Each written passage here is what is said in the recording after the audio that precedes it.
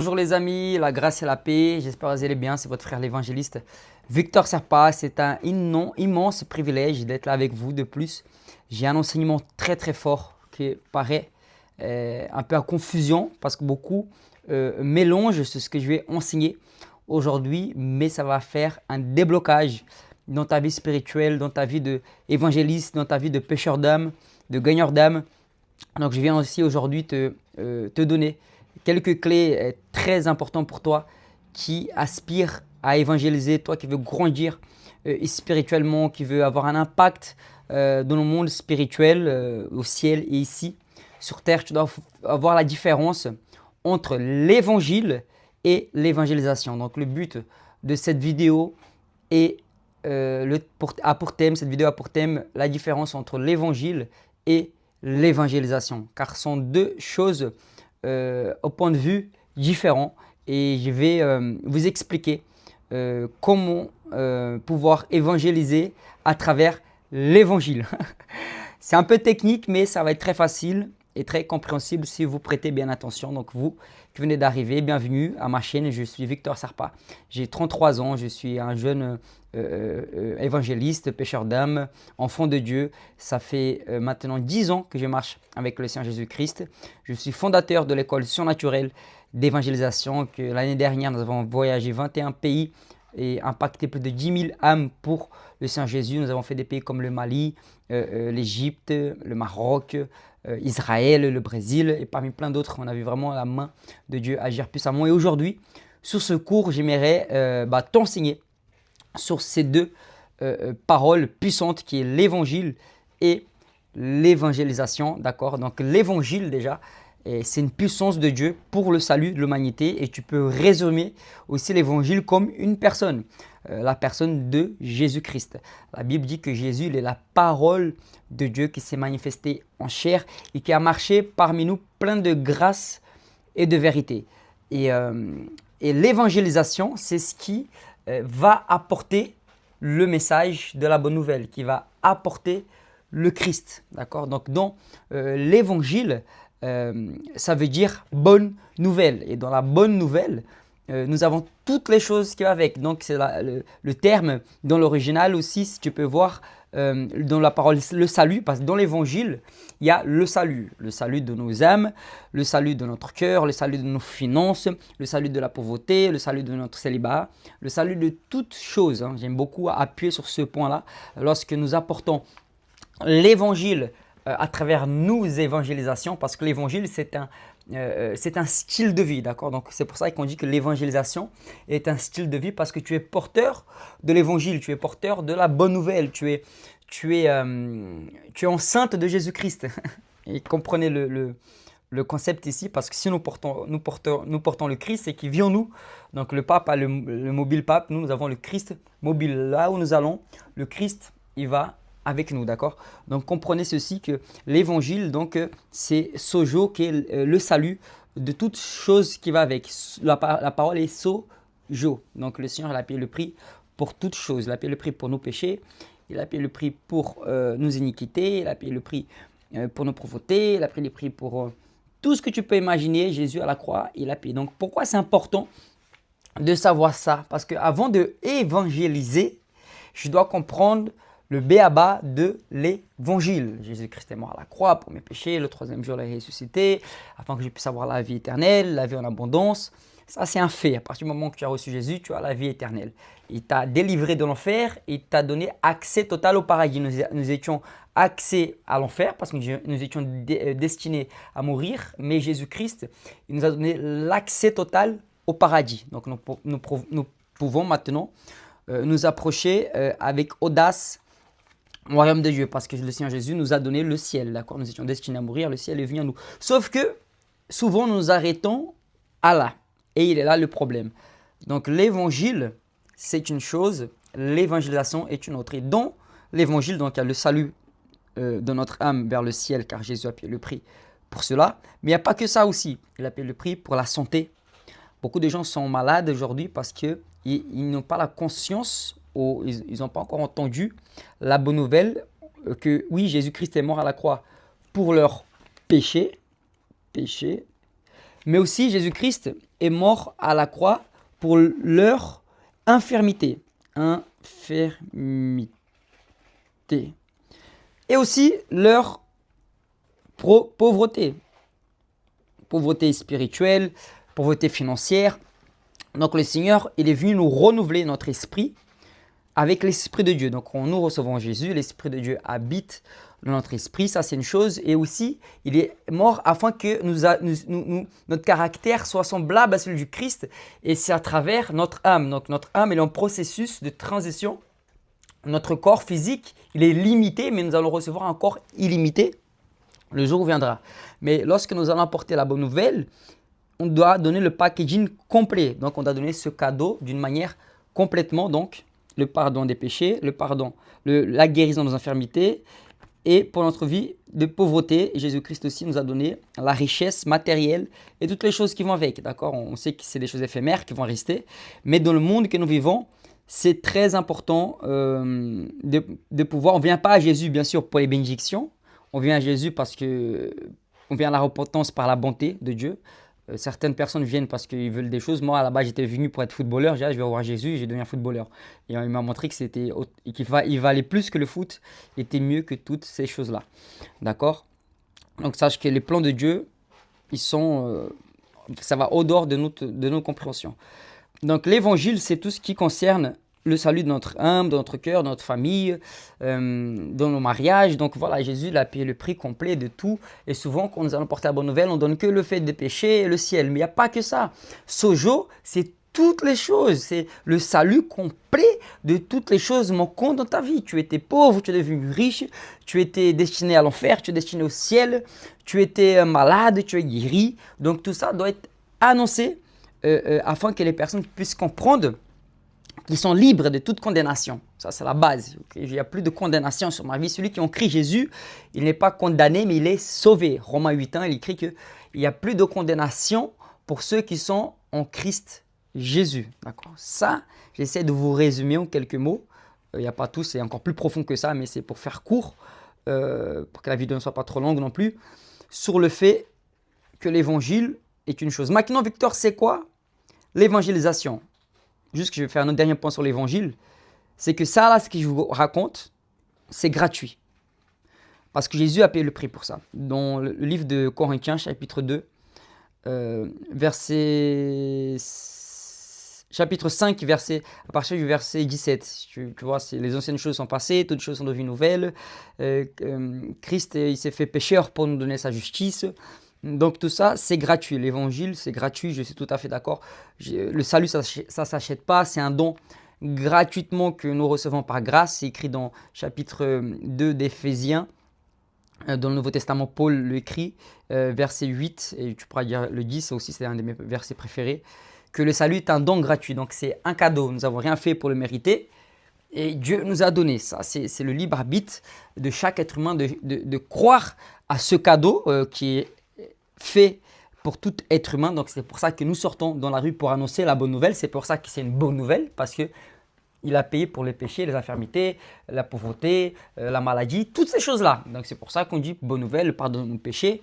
Donc c'est très très profond. Plus nous allons comprendre le mot évangile, qui est la personne du Christ, qui est la vie éternelle, qui est le pardon des péchés, plus nous allons comprendre la signification de l'évangile, plus nous allons pouvoir prendre connaissance de la vérité qui nous a franchis, qui est l'évangile, qui est Jésus-Christ, plus nous allons pouvoir apporter à ces personnes qui en ont besoin, parce que nous aurons compris, nous avons reçu, nous étions des témoignages, parce que la Bible dit dans Jean chapitre 1, verset 17, que la loi a été donnée par Moïse. Donc la loi, c'est-à-dire elle a été donnée, Dieu a donné la loi à Moïse. Mais il y a une chose encore plus profonde qui dépasse notre compréhension humaine, mais qui est réelle pour ceux qui croient. La Bible va dire que la prédication de la croix est une folie pour ceux qui périssent, mais c'est une puissance de Dieu pour ceux qui croient. Et cette chose-là, c'est la grâce et la vérité qui est venue. D'accord? Donc la loi a été donnée par l'intermédiaire de Moïse au peuple juif,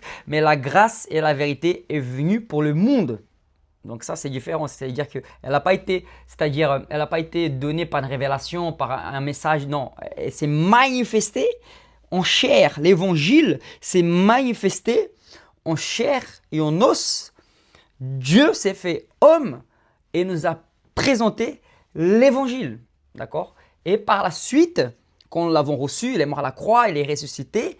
Le message nous a été donné, nous avons pris la décision de croire à ce message. Nous avons reçu le Saint-Esprit et après nous étions remplis du Saint-Esprit à travers la parole de Dieu, à travers la communion avec les saints, à travers la louange, à travers l'adoration, à travers la prédication. La foi vient de ce qu'on entend et ce qu'on entend vient de la parole de Dieu. Pendant que je parle, l'Esprit de Dieu est en train de te remplir parce qu'il y a la vie qui sort. Il y a la vie qui sort. Donc, l'évangile a été donné gratuitement, mais l'évangélisation maintenant, c'est d'avoir pouvoir porter ce que j'ai reçu. D'accord? L'évangile a été un prix très cher pour Jésus-Christ, parce que Jésus, il était le plus riche, il s'est fait le plus pauvre pour nous donner sa richesse. Il était le plus juste, il s'est fait pécheur pour nous donner sa justice. Il était le plus parfait, il nous a donné sa perfection, il est devenu pécheur. Et il était tout sale, il s'est sali à notre place, il nous a donné sa justice.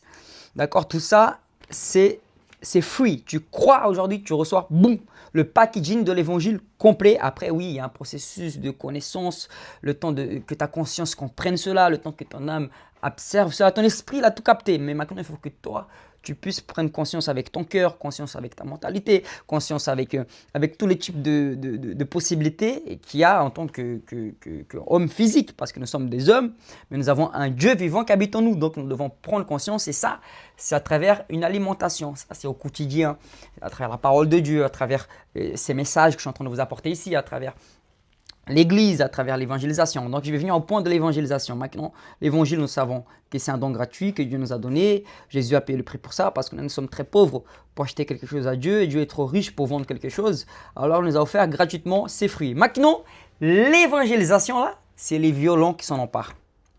Pourquoi? Parce que l'évangélisation, elle a un prix, elle a un coût. Oui, Jésus-Christ, c'est vrai qu'il a payé aussi pour tout ça. Mais si toi, tu n'agis pas, tu ne verras pas la gloire de Dieu se manifester de la même manière. Jésus a payé le prix pour ton salut, mais si tu ne déclares pas et si tu ne crois pas, tu ne pourras pas vivre les plans de Dieu pour ta vie. Si tu n'agis pas, tu ne pourras pas voir la gloire de Dieu se manifester. C'est pour ça que je dis que l'évangélisation, c'est payant. Pourquoi? Parce que pour prendre un ticket de métro pour évangéliser, je dois payer combien de fois? Par manque de connaissances, manque de sagesse, j'ai sauté les grilles de RTP, je n'ai pas payé parce que je n'avais pas les finances et parce que je n'avais pas de soutien. Et je devais évangéliser, et je devais faire avec le moyen du bord. Comme David, il avait faim et il a mangé le pain qui était consacré au sacerdoce. Pourtant, il n'était pas. De la même manière, moi, j'ai fraudé, je l'avoue ici, j'ai fraudé plusieurs fois parce que je n'avais pas les finances, manque de soutien. Malheureusement, c'est des choses qui arrivent en France qui ne devraient pas arriver. Les évangélistes qui sont déterminés à prêcher l'évangile, qui vivent de l'évangile, ils doivent être honorés. Ces personnes doivent être honorées, doivent être reconnues, autant que des pasteurs, autant que des prophètes, autant que... Mais le Seigneur est en train de faire. Le Seigneur, c'est des choses qui ne m'inquiètent pas, c'est juste que je suis en train de mettre les points sur le i pour que vous puissiez comprendre comment fonctionne à travers des témoignages que je vais vous donner ici. La vie de ceux qui vivent de l'évangile et de ceux qui ont à cœur d'évangéliser et de comprendre, de pouvoir avancer. Oui, c'est facile, Jésus a tout payé, mais c'est une vie d'adrénaline, c'est une vie de décision, c'est une vie radicale. Ok, celui qui veut vivre une vie surnaturelle, il doit apprendre à dépendre totalement de Dieu et oser. Il doit oser, comme là, j'ose venir ici devant vous et vous parler. J'ose créer mon école d'évangélisation. J'ose évangéliser. J'ose aller dans les endroits dangereux. Pourquoi? Parce que je dépends totalement de Dieu. Je dépends totalement du Saint-Esprit de Dieu. Je fais un pas, Dieu fait 1000 vers moi. D'accord? C'est comme ça qui est la foi. C'est comme ça que j'ai appris. C'est comme ça que j'ai pu avoir les fruits. Donc l'évangélisation, c'est payant. Là, actuellement, j'ai fait une grande campagne d'évangélisation au Brésil. C'est payant, mais tout ça, Dieu nous permet de contribuer, de vivre la vie d'église, unité, parce que tout seul, on peut aller nulle part. Ensemble, nous pouvons aller plus loin. Donc tout ça, Dieu permet pour que nous puissions avoir des récompenses, que nous puissions régner et gouverner. Donc, pour être sauvé, tu as juste besoin de croire, mais pour régner, tu dois agir. Donc là, si vous voulez, je peux faire une parenthèse pour que tu puisses bien comprendre ce que je vous explique. L'évangile, c'est comme si c'était... Évangile égale salut. Romains 1,16. Je n'ai pas honte de l'évangile, c'est la puissance de Dieu pour le salut de l'humanité. On n'a pas honte de ça. nous croyons, nous sommes sauvés. Donc, l'évangile égale salut. Et l'évangélisation, Victor, comment tu peux me traduire? Évangélisation. L'évangélisation, c'est égal au royaume. Royaume. Royaume de Dieu. Et la première personne qui nous a montré l'exemple d'évangéliser dans le Nouveau Testament, c'est Jésus-Christ. Jésus-Christ lui-même, il nous a apporté le message, il présentait le royaume de Dieu. Qu'est-ce qu'il faisait? Il annonçait la bonté de Dieu, il annonçait la démonstration de puissance. Donc dans Luc 4, 19, le Seigneur m'a oint pour libérer les captifs et annoncer une année de grâce. Donc l'évangélisation, c'est défaire les œuvres de l'ennemi. Donc Jésus, il avait ses boursiers, Judas était son trésorier, Jésus recevait des finances, Jésus encourageait les disciples à aller évangéliser avec des fois des bourses, des fois sans bourse. Donc tout dépend des missions que tu es ordonné. Il y a des missions que c'est vrai que Dieu te dit va par la foi, comme moi-même j'ai pu vivre une mission comme ça surnaturellement au Brésil. J'avais pas d'argent, tu vois, au Brésil, j'ai pas fait de campagne, j'ai pas fait de demande d'argent, j'ai pas créé de cagnotte, rien du tout. Et l'argent est tombé, boum boum, Dieu a fait. Il y a d'autres fois, Dieu va te tester, il va te demander d'être humble et demander aux frères et sœurs. Et c'est des choses qui peuvent arriver. Donc on doit s'adapter aux circonstances. Donc tout ça pour vous faire comprendre que l'évangile est gratuit, mais l'évangélisation a un coût qui est le royaume, c'est-à-dire plus je vais investir dans l'œuvre de Dieu, de l'évangélisation, plus je vais en train de créer mes maisons au royaume de Dieu. Je suis en train de créer des récompenses dans le royaume de Dieu. Je suis en train de multiplier mes dons et mes talents. D'accord? Donc tout ça, ça a un prix et forcément, c'est les violents qui s'en emparent parce que quand tu es converti, des fois ton cœur se convertit, ton âme se convertit, ton esprit se convertit, mais pas ta poche. Alors que ta poche aussi doit être convertie avec toutes ces choses-là. Et malheureusement, c'est un tabou qui ne devrait pas être un tabou parce que la Bible nous dit dans 2 Corinthiens chapitre 8, verset 9, Christ, en étant riche, s'est fait pauvre afin que nous soyons riches. D'accord? Donc l'Église en soi, elle est riche, elle est prospère. Sauf que il y a des choses qui doivent être dispatchées de la bonne manière, comme pour la propagation de l'Évangile. On doit atteindre et impacter plus, sauf que c'est mal dispatché, c'est mal focus. L'énergie n'est pas bien centralisée dans les missions, dans les campagnes. Quand on voit le travail que Reinhard Bonnke a fait, c'est extraordinaire, mais ok, on devrait être des millions de Reinhard Bonnke dans le monde aujourd'hui. Des milliers, peut-être j'exagère, des milliers et des milliers, mais par manque de soutien, par manque de révélation, malheureusement par des Saoul qui ne veulent pas lâcher, tendre le bâton, parce que c'est bon, là, il y a plein de David qui se lèvent, il y a une nouvelle génération qui est là, les choses ont changé, c'est vrai que les vieillards et les jeunes se réjouiront ensemble, mais il est temps de casser ces esprits de contrôle qui essayent de manipuler la masse, de les coincer dans un système qui ne fait pas avancer l'évangile, sinon c'est que de les coincer dans un système et les rendre obèses et pas vivre l'évangile à toute sa plénitude qui est l'évangélisation. Jésus a commencé son ministère dans la rue, il a commencé à évangéliser. Tu vas voir Matthieu chapitre 4, verset 16, il est allé dans les endroits ténébreux, il a porté la bonne nouvelle. Donc je pense que s'il y aurait plus d'évangélistes soutenus dans les églises, des évangélistes qui sortiraient dans les rues, qui travaillent en collaboration avec les églises, avec des pasteurs qui comprennent la vision, qu'il y aurait plus d'investissement, non seulement financier, mais moral, spirituel, vraiment des appuis, que l'Église comprenne en fait le travail. Et les disciples, c'est ce qu'ils faisaient jour et nuit, et que ne les voyaient pas coincés à l'Église jour et nuit. Oui, il faut avoir une famille spirituelle. Oui, nous devons nous alimenter. L'Église est un hôpital, et on doit avoir de plus en plus d'églises en France, mais qui puissent aussi être à la fois, de la même manière que je suis à l'intérieur, je dois être plus à l'extérieur. Dans tout le livre d'Actes, tu vois plus des disciples en train de partager le royaume de Dieu dans les rues que être en communion dans l'église. Oui, nous sommes le corps du Christ, où nous sommes l'Église, je suis d'accord, mais si tu n'ouvres pas ta bouche, si tu ne manifestes pas le témoignage, si tu n'oses pas, mais nous apprenons pas à oser dans l'Église, nous apprenons pas à agir, nous enseignons à prier, à demander, mais pas à agir. Alors que la Bible dit, heureux est celui qui croit sans voir, heureux est celui qui marche par la foi. Le juste ne verra pas par la vue, mais il vivra par la foi. Et il y en a marre d'être des chrétiens timides, des chrétiens lâches. Nous ne sommes pas des lâches, mais nous sommes des courageux, des audacieux. Les disciples du Christ, comme on dit au portugais, ils non pipocavam, ça veut dire qu'ils ne tremblaient pas. Ils allaient vers l'avant. Je ne dis pas par mes forces, non, par l'Esprit de Dieu. L'Esprit de Dieu t'a donné un esprit d'audace et de courage. Victor, j'ai jamais évangélisé dans ma vie, j'ai jamais témoigné l'évangile à quelqu'un. C'est ce que je vais enseigner le 8 juillet, le 10 juillet et le 12 juillet. Ça sera gratuit.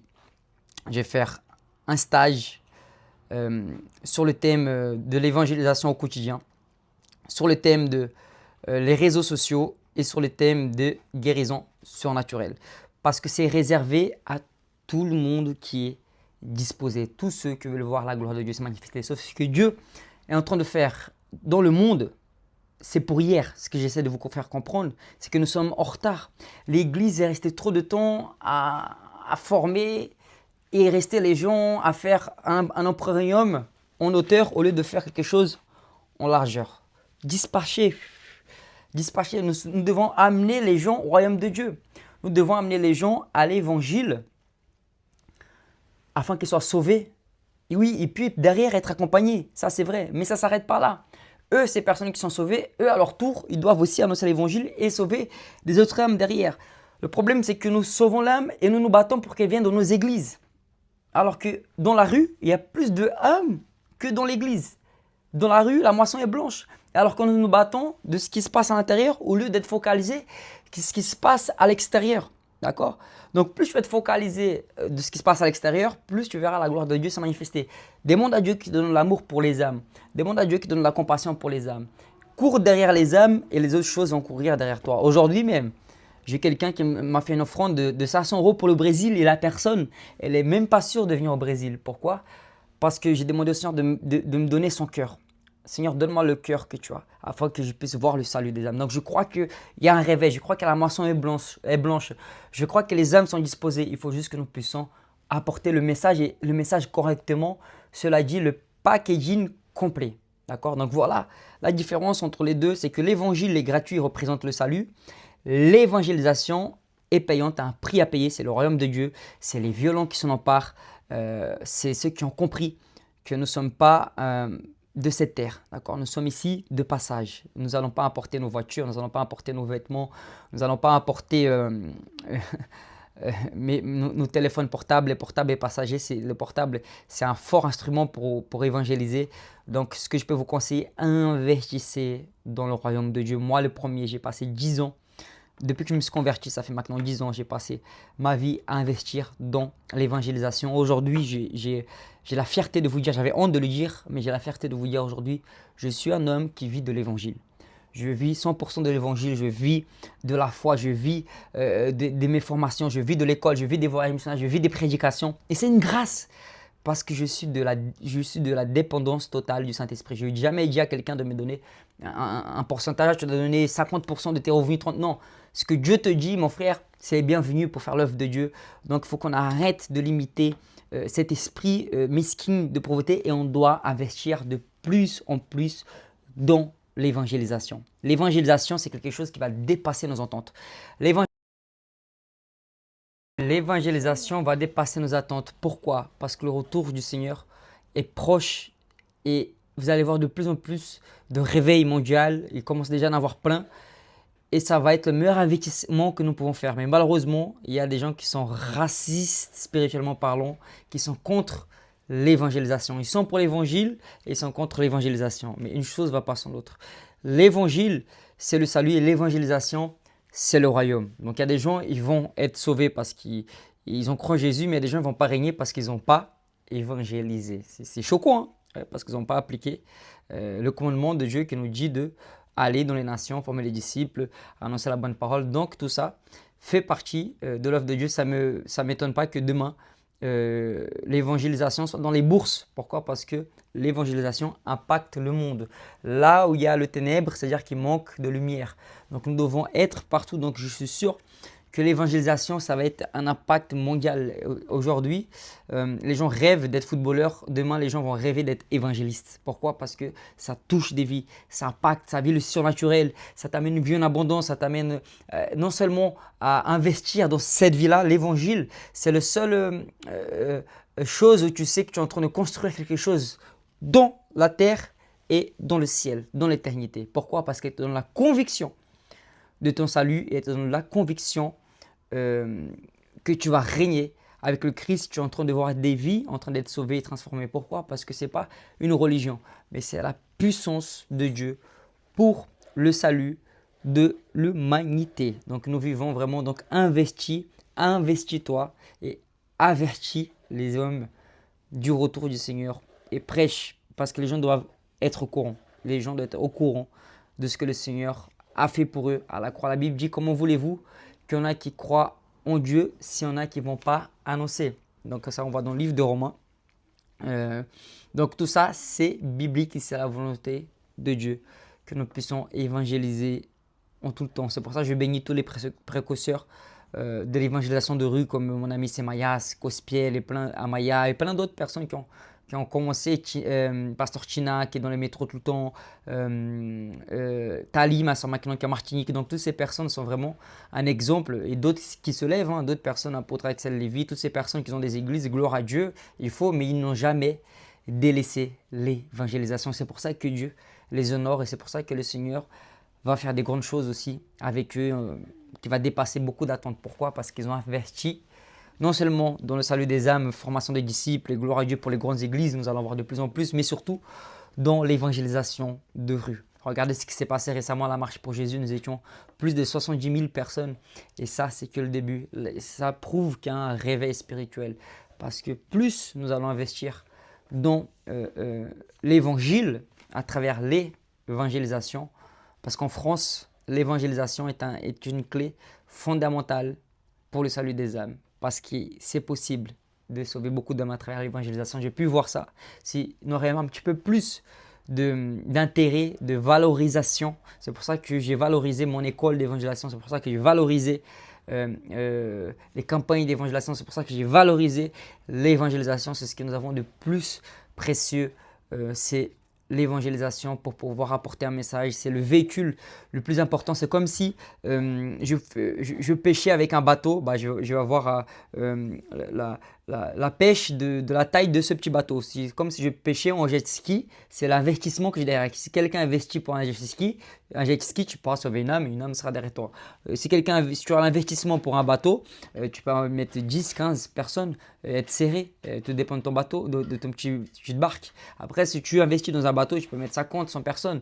Après, si tu investis sur un navire, tu peux mettre des milliers de personnes. Vous voyez, si tu fais 10 navires, tu peux mettre des centaines de milliers de personnes. Donc en fait, voilà, il y en a qui n'ont même pas d'investissement et ils pêchent au filet, à canne de pêche. Et gloire à Dieu, d'autres ils pêchent au fil, d'autres au filet, et d'autres en jet ski, d'autres en pagaille, d'autres en bateau, d'autres en navire. Et amen, chacun va selon les disponibilités qu'il a et nous devons faire avec les moyens de bord. Quand j'avais le fil, je pêchais avec le fil. Quand j'avais les filets, je pêchais avec les filets. Quand j'avais rien du tout, je pêchais avec un sac à dos. Donc on doit se débrouiller avec ce que nous avons et c'est pour ça que le Seigneur honore celui qui est fidèle dans le peu. Et je vais t'honorer et te remercier, toi qui évangélises et qui ne t'arrêtes pas d'évangéliser. Continue dans ton église locale, amène les âmes, mais surtout n'oublie jamais de évangéliser en tout temps, que l'occasion soit favorable au nom. D'accord? Que le Seigneur continue à vous bénir. On est ensemble. Amen.